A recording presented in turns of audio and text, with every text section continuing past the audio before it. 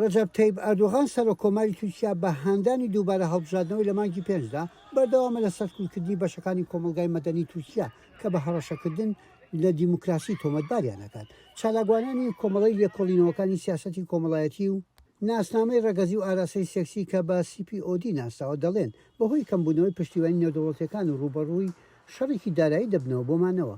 کەمکردنەوەکان کاریگەری لەسەر خزمەتگوزاریەکانی وەک هێڵی یارمەتی تەلەفۆنی و پشتگیری یاسایی و دەرونی بۆ ئەو کەسانە هەیە کە خۆیان وەک LGBTQ دەناسێن.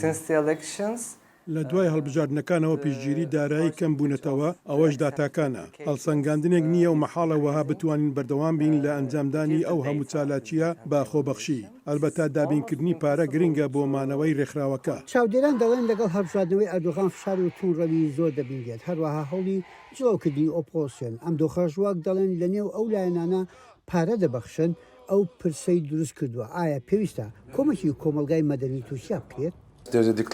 پاشکەسبوونەوە دوودڵی هەیە لەلایەن پارەدارە نێو دەوڵەتیەکانەوە کە تورکیایان بە ئامانج گرتووە. ئەمەش زیاتر دوای هەڵبژاردن پەرەی سندووە.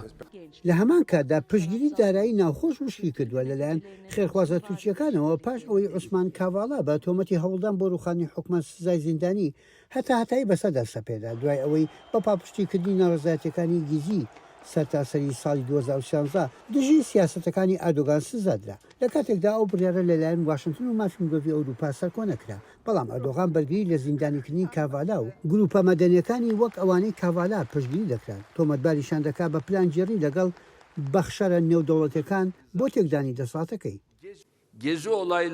کەسێکەیە کە پارەی تێرۆریستانی ڕووداوەکەی گیزی دابین کردووە. ئێستا کەڤاڵا لە بەردەم دادگایە و کەی لە پشتەوەیە ئەویش سۆرۆس جوولەکە بەناوبانگە هەنگاریەکەیە.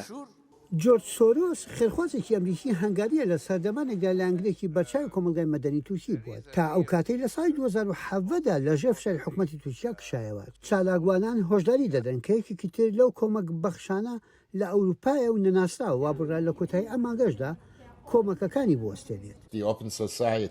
کۆمەلگای کراوە چیتر پارەی نییە. پێم وایە نزیکەی 2 میلیۆن دلار بۆ کۆمەلگای مەدەنی و هەروەها 2 میلیۆنێکیش بۆ ڕێکخراوەکانی پەنابەران خرج کراوە. هەروەها ڕێکخراوی کریست لە ئەمریکاوە ئەوانیش پارەدانیان وەستاندووە پاش ئەوەی لەلایەن هەندێک ڕۆژنامەوانی نزیک 10 ساڵات بە تونتی بە ئامانج کراون. بەرپرسانی ڕێکخراوی کریست بۆ لێدوان وەڵامی داواکاریەکەی دەنجی ئەمریکایان نەدایەوە. لە کاتێکدا ئەو کۆمەک بەخشانەی تریشکا کۆمەکی دەکەن لەبەر هەستیاری بابەتەکە نەیانویست ناویان ئاشکرا بکرێت. یەحیا بەرزنجی دەنجی ئەمریکا بۆ راپۆرتی دوریان جۆنز لە ستەمبولەوە.